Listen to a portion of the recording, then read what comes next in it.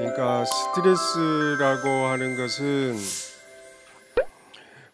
압박감이고, 현대사에서 외로운 것도 스트레스고, 끊임없는 경쟁 속에서 성과를 내야 하는 것도 스트레스이고, 앞으로는 1인 가족, 혼자 사는 가족이 전체 인구의 36%에 해당되고, 노인 초고령화 사회가 도래하면서 우리들은 많이 힘들어지는 그런 미래를 예상이 돼요. 이게 미래가 불투명하기 때문에, 이렇게 예측이 되기 때문에 스트레스를 어떻다고요? 더 받는다. 김정은 교수님의 말씀이셨습니다. 그러면 스트레스를 이렇게 경기가 어렵고 장기화 불경기되고 청년 실업이 많고, 그리고 이웃과 소통이 되지 않고, 그리고 스마트폰이라든가 정보화 산업 속에서 우리는 실질적 세계를 사는 게 아니고 가상현실을 살기 때문에 만족감이 현저하게 떨어진다. 내가 텃밭을 가꾸고 그곳에서 나는 농작물이 성장해 가는 것을 보고, 내 발이 흙에 묻고, 그래서 그 흙을 질감을 느끼는 그 농경사회에서 가졌던 그 실제감, 존재감, 생생하게 살아있음을 우리 현대인들은 느끼는 걸까요? 아니면 오히려 시멘트 바닥과 고립된 공간 속에서 끝없이 인터넷만 뒤지고 있으면서 우리들은 많이 외로워하지 않는가요? 이런 점에서 우리 현대사회는 많은 스트레스에 노출되어 있다. 그런데 스트레스가 이렇게 외적, 환경적 자극이 오면 어떤 반응을 한다고요? 스트레스 반응을 하죠. 그래서 아까 1강에서 들으셨듯이 스트레스 반응은 두 가지, 세 가지인데 보통 두 가지로 이야기하죠. 하나는 뭐예요? 도망가는 겁니다. 스트레스 받으면 여러분들은 어떻게 도망가요? 인터넷으로 가서 해피하고 또 술 마시고 게임을 하죠. 우리 아이들도 그렇고 어른인 저도 그렇습니다. 그래서 이게 회피 반응이라고 그러고, 또 한 가지는 뭐예요? 또 한 가지 선택은 공격하는 거죠. 아까 김정은 교수님께서 말씀하신 심리적 스트레스는 만성화되기 쉽다. 왜냐하면 계속 보고 싶지 않는 시어머니를 계속 봐야 되니까. 남편과 갈등에 빠지면 남편을 계속 봐야 됩니다. 이게 현실 문제가 해결하지 않기 때문에, 할 수가 없기 때문에 우리가 선택할 수 있는 것은 보지 않는 선택이 1번 선택이고, 두 번째 선택은 상대를 공격하는 거죠. 어떻게 공격하죠? 제가 설명 안 해도 여러분들 다들 분노하고 짜증내고 상대를 원망하는, 맞는 그동안 10년 해왔나요? 20년? 30년? 그래서 우리는 화를 잘 내는 그런 전문가로 성장을 했어요. 그래서 그러면은 스트레스 받을 때마다 회피하고 공격을 계속 하게 되면, 아까 말씀하신 것처럼 면역 체계가 붕괴되고 약화돼서 건강이 심각하게 훼손된다, 손상을 받는다. 이러할 때 어떻게 해야 될까요?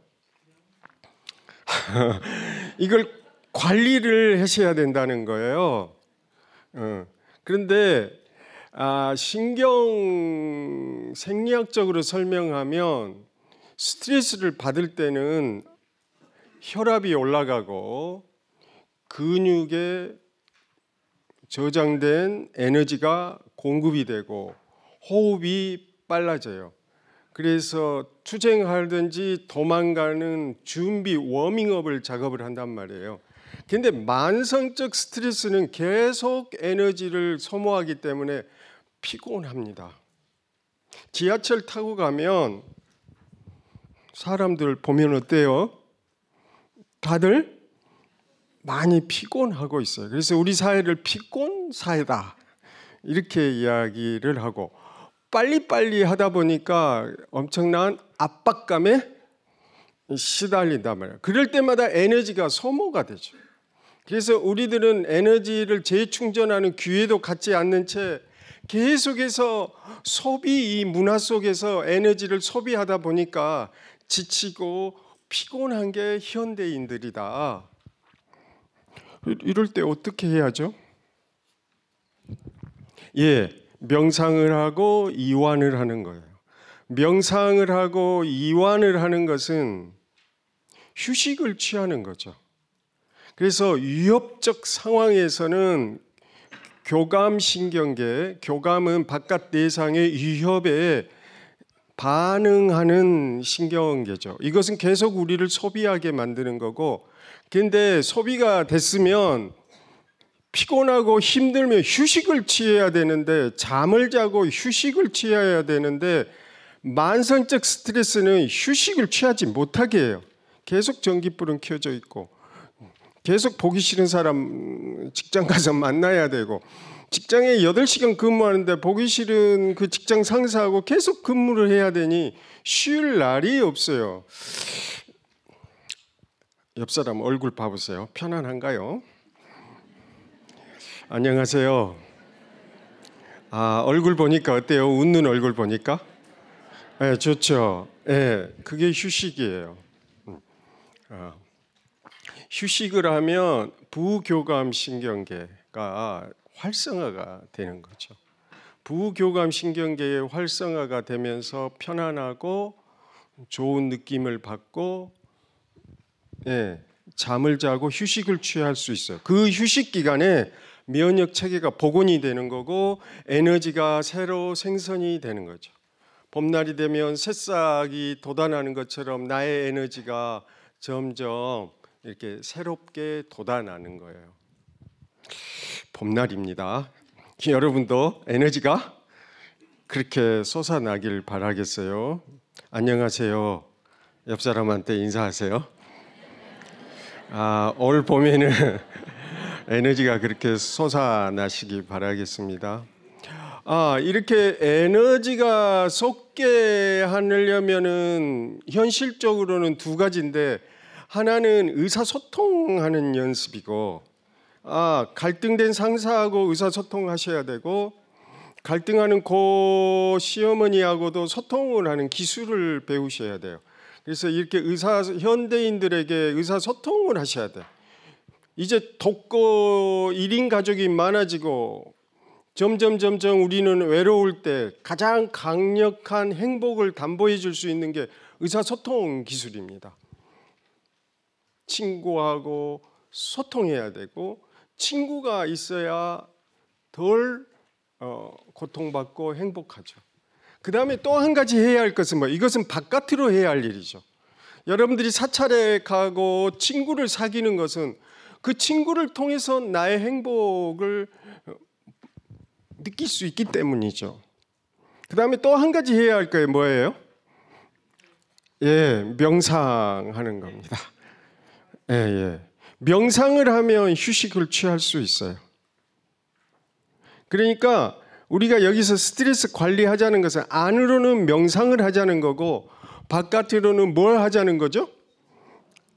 소통을 하자는 거예요. 옆 사람하고. 안녕하세요. 처음 만났군요. 그렇지만 아주 행복해요. 웃는 얼굴 보니. 이렇게 하는 게 소통이죠. 그러면은 명상이 왜 우리 시대에 그렇게 열풍이고 그런가? 그것은 우리 사회가 너무 힘들다는 거잖아요. 그래서 명상의 키워드가 이 심리학계에서 대두되면서 마인드풀니스라는 이 용어인데, 이 명상이 스트레스에 가장 효과적인 게 과학적으로 증명하고 있어요. 그래서 과거의 명상은 뭐죠? 과학적으로 증명이 안 됐어요. 그런데 오늘날은 명상이 과학과 결합이 되면서 명상 과학이다. 마음 과학이다. 기존의 서양 과학은 바깥 대상의 원리를 연구하는 게 과학이고 그랬죠. 근데 명상은 내면의 과학이라는 거죠. 공통점은 뭐예요? 과학과 명상의 공통점은 관찰한다는 거예요. 달을 관찰하고 세포를 관찰해서 기록을 하고. 근데 명상도 마찬가지로 명상은 바깥 대상을 기록하는 게 아니고 누구를 기록한다는 거예요? 관찰하고 나의 내면을 관찰하기 때문에 이 동양의 명상은 서양에서 말하는 과학과는 다르기 때문에 이걸 마음의 과학이다. 무슨 과학이다? 마음의 과학이다. 또는 명상 과학이다. 이렇게 이야기를 한다 이 말이에요. 여러분들이 가지고 있는 알아차림 명상의 핸드북의 첫 출발점이 뭐냐면 지난 30년 동안 명상은 엄청나게 발전을 했고 그것은 이제는 과학이 됐다. 이게 서문에 나오는 이야기예요. 그래서 명상 과학의 시대를 맞이했다. 그러면 이 명상에 의해서 뭘 관리하자는 거예요? 내 마음을 관찰하고 관리하고 그래서 스트레스를 어떻게 하자? 적극적으로 방치하지 말자. 적극적으로 뭐 하자? 관리하자. 우리 환경이 나로 하여금 이렇게 게으르게 나 자신을 방치할 수 없는 시대가 됐기 때문에 적극적으로 관리하자 이런 뜻이요. 그래서요 오늘은 인경 스님이 스트레스 관리 3가지 전략을 여러분들한테 이야기하려고 해요. 첫 번째는 스트레스를 압박감이라든가 강박이라든가 외로움이라든가 이런 것들을 느낄 때 어떻게 하면 좋겠어요? 첫 번째 전략은 알아차림하는 거예요. 그래서 명상은 present moment, 현재의 순간을 알아차림하는 겁니다. 현대인들은 산속에 들어갈 수가 없고 스님들은 산속에 들어가서 전문적으로 수행하기 때문에 관계없는데 여러분들은 순간순간 현재를 살아요. 현재 속에서 순간순간 알아차리는 거죠. 그래서 초기 불교에서는 4가지를 관찰하라고 해요. 첫 번째가 뭐죠? 몸을 관찰해라. 근데 이 몸의 관찰의 가장 핵심이 호흡인 거죠. 그러면 호흡을 관찰한다는 말은 무슨 뜻이냐 하면 숨이 들어오면 들어온다고 알아차리는 거고 숨이 나가면 나간다고 알아차리는 거예요. 이때 숨이 들어올 때 다만 숨만 있고 들숨만 존재해야 된다는 거죠. 근데 스트레스는 아까 말씀했듯이 머릿속으로 시험에 떨어질 거야. 그 사람과 관계가 나빠질 거라고 머리로 뭐 하는 거예요? 예상을 하고 판단을 한단 말이에요. 그러니까 이 예상하고 판단한 것을 멈추고 어디에다 집중해라? 호흡. 판단을 멈추시오. 그러면 아무도 판단을 멈추지를 못해. 구체적으로 호흡에 주의를 집중하세요. 호흡에 집중할 때 판단은 자동적으로 멈추게 된다. 그래서 호흡에 주의를 집중하라. 이것이 명상의 제1원리이고 초기 불교에서 말하는 스트레스 관리의 제1전략이 된다는 거죠. 손을 내밀어 볼래요?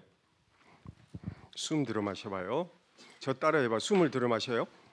그리고 손을 들어 팽창. 숨을 내쉬고. 좋아요. 다시 한번 숨 들어 마시고 수축. 이번에는 눈을 감고 해봐요. 숨 들어 마시고 내쉬고 다시 한번 숨 들어 마시고 바로 어떤가요? 마음이 고요하고 차분해져요. 왜 그러죠? 숨이 들어올 때 다만 숨이 들어옴만 있어요. 숨에 대해서 오직 다만 숨이 오직 only 숨만이 그곳에 있을 때 그렇게 알아차림할 때 그곳에 지혜가 생긴다. 이 염초경에서 이렇게 이야기했어요. 그러니까 숨이 들어올 때 그러면 이때 명상의 대상은 뭐죠? 들숨이에요. 숨이 들어올 때 다른 게 있으면 안 돼요. 다만 숨이 들어온다고 알아차림할 뿐 그 위에 딴 건 없어요. 숨이 나갈 때는 다만 숨이 나간다고 알아차림할 뿐 딴 게 없어요. 그러니까 호흡이 명상이 뭐가 되는 거예요? 예, 주제가 되기 때문에 우리는 이런 명상을 호흡 명상이다 부르는 거예요. 먹을 때는 어떻게 한다는 거예요? 숨 먹을 때 이빨이 움직일 때 음식이 들어올 때 다만 음식이 들어오는 그 현재의 순간순간에 알아차림하라는 거예요. 그러면 이때는 음식에 그 씹는 그 행위만 그곳에 존재하는 거죠. 그곳에 딴 생각이 안 일어나. 그런데 스트레스는 그 순간에 딴 생각이 일어나거든. 아유, 오늘 오후에 누구 만나기로 했는데 차가 밀리면 어떠지? 라고 걱정이 들어오면 어떠죠? 그게 스트레스가 되니까 스트레스 관리의 제1 원칙은 주의를 현재의 순간에 둔다 이 말이죠. 밥 먹을 때 그리고 숨이 들어올 때 그리고 걸을 때는 어때요? 걸을 때도 마찬가지죠. 예. 걸을 때도 다리를 들어 올리고 이동하고 내리고 다만 다리가 들어 올리고 이동하고 내림만 존재해야 된단 말이에요. 이럴 때 주의가 집중됐다 이렇게 이야기하는 거예요. 근데 제 이야기를 들을 때 호흡은 어디에 있었어요? 제가 호흡이 어디에 있어요? 할 때 다시 호흡이 눈에 선해졌죠.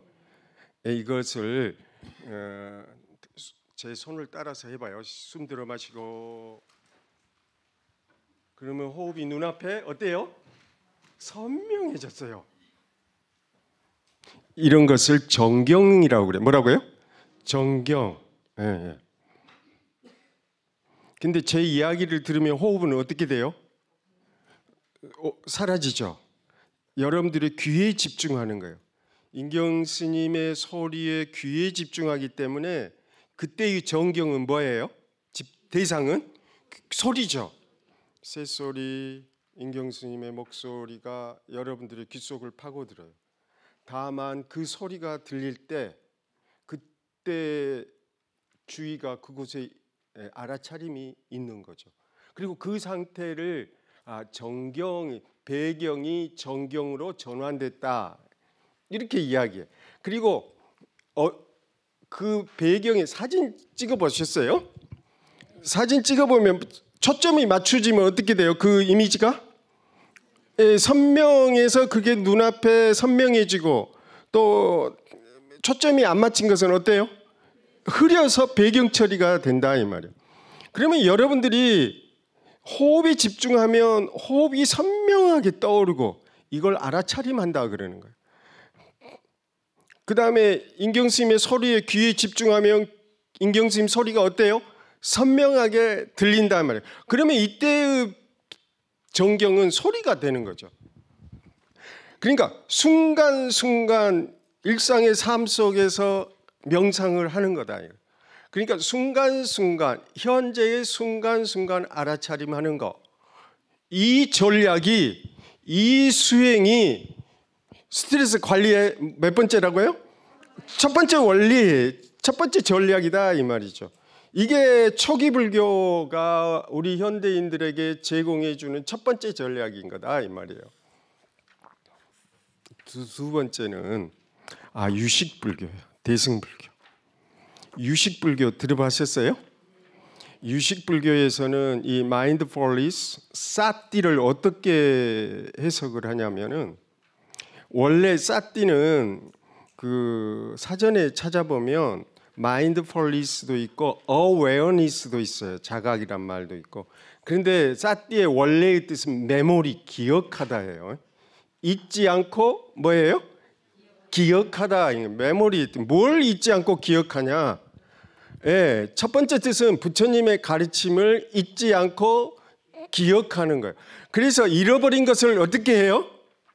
끄집어내서 가져오는 거예요. 내 의식, 현재의 순간으로 가져오는 게 사띠다 이 말이에요. 그게 마인드풀니스예요. 근데 그걸 한문으로는 뭐라고 번역했어요? 념으로 번역했어요. 념. 예, 뭐라고요? 저 따라 해볼래요? 념. 서가모니불 따라해봐요. 시작. 서가모니불 서가모니불 빠르게. 서가모니불 서가모니불 서가모니불 서가모니불 서가모니 점점 작게. 모니불 서가모니불 서가모니불 서가모니불 눈을 감고 서가모니불 서가모니불 합장을 하고 코끝에 서가 코끝에 두고 서가모니불 서가모니불 점점 작게. 서가모니불 서가모니불 서가모니불 서가모니불 서가모니불 서가모니불 서가모니불 서가모니불. 예, 바로 기분이 어떠세요? 아까 호흡처럼 기분이 편안해져요. 그러면 이걸 뭐라고 그래요? 우리 일상에서는 사찰에 가면 염불. 염자가 바로 사띠고 마인드풀니스예요. 불은 뭐예요? 부처예요. 부처를 잊지 않고 기억하는 거예요. 염불은 뭐예요? 부처님을 내 코끝으로 내 현재의 이 순간으로 가져오는 거예요. 사띠한다는 말은 잊었던 가르침, 놓쳤던 가르침을 어디로 가져오는 거예요? 코끝으로 가져오는 거예요. 그러면 부처님의 가르침을 현재의 이 순간에 불러내서 체험하는 것. 그런데 이것은 그 부처님 가르침인데 유식경전에서는 두 종류를 이야기해요. 하나는 부처님의 가르침을 기억해서 코끝에 세우는 거고, 또 한 가지는 이것을 알아야 할 교법이요. 부처님의 가르침, 마땅히 알아야 할 가르침을 코끝으로 가져온다 이 뜻이 있고, 다른 하나는 세속적인 일도 세간의 일도 끄집어 와서 가져오는 게 사띠다 이 말이에요. 그게 마인드풀니스예요. 그게 알아차림인 거예요. 어둠 속에 있던 것을 빛으로 알아차림의 그 인식의 빛으로 지혜의 빛으로 가져오는 것이 알아차림이란 말이에요. 그 내면에 있던 그 저장되어 있던 팔식 아레아식 종자에 들어있는 그 정보를 어떻게 해야 돼요? 꺼내야 돼요. 그래서 누구한테 이야기해야 돼요? 스님한테. 좋아요. 알았어요. 옆 사람한테도 이야기할 수 있죠. 옆 사람 보세요. 이야기할 만한지. 이 이야기를 해서 상담해 주는 거죠. 그러면 상담자는 경청을 해 주시면 돼요. 그래서 의사소통을 하는 겁니다. 내 안에 있는 이 이야기를 그 상대방한테 이야기해요. 나 이렇게 힘들었다고, 나 이렇게 아파했다고, 나 이렇게 불안했다고 이렇게 이야기를 하고 나면 어때요? 시원해져. 근데 그 이야기를 끄집어내서 현재로 이렇게 이야기를 하는 거예요. 그 이야기는 과거에 있었던 이야기예요. 그리고 우리의 그 아레아식 종자의 그 창고에 저장된 거예요. 창고에 너무나 많은 골동품들이 너무 많아. 더 이상 창고에 들어가지 못하면 어떻게 돼요? 넘쳐나가지고 여러분 못 견뎌. 그러니까 창고 속에 있는 걸 어떻게 해요? 끄집어내서 누구한테 이야기를 해야 돼요? 아빠한테 이야기해야 되고, 또 누구한테? 아들한테도 이야기해야 되고, 또 누구한테도 해야 돼요? 친구한테도 이야기하시고. 그러면 친구는 어떻게 해줘요? 경청해주고 공감을 해주는 거예요. 그게 소통 능력이에요. 미래 사회는 소통 능력을 가진 사람만이 생존할 거예요. 그 소통 능력을 여러분들이 익히시고 여러분 아이들한테 이렇게 남겨줘야 될 거예요. 그래야 미래 우리 아이들이 행복할 거예요. 내 안에 어떤 게 억압되어 있고 어떤 게 그림자로 남아 있으며 어떤 것이 억압이 되어 있는가를 분명하게 알려면 그게 끄집어내서 의식 위로 이렇게 떠올리기를 하셔야 된다. 그러니까 awareness나 mindfulness를 강조하는 것은 초기 불교예요. 그런데 이 초기 불교만 공부하시는 분들은 이것만 이야기를 하죠. 근데 유식 불교 하시는 분들은 유식 불교만 이야기를 한단 말이에요. 그러니까 유식 불교는 심리 치료나 상담에 활용할 수가 있죠. 그 사람의 저장되고 아픈 외상, 스트레스들을 어떻게 해요? 끄집어내서 상담자한테도 이야기하고 친구한테도 이야기하는 거죠. 이야기하는 그 순간을 우리는 사띠한다. 따라서 사띠는 꺼내서 이야기하는 그 순간을 우리는 뭐라고 부른다? 사띠한다. 뭐라고 한다? 알아차림한다. 이렇게 이야기를 한다 이 말이에요. 오케이, 이해되셨어요? 예, 예.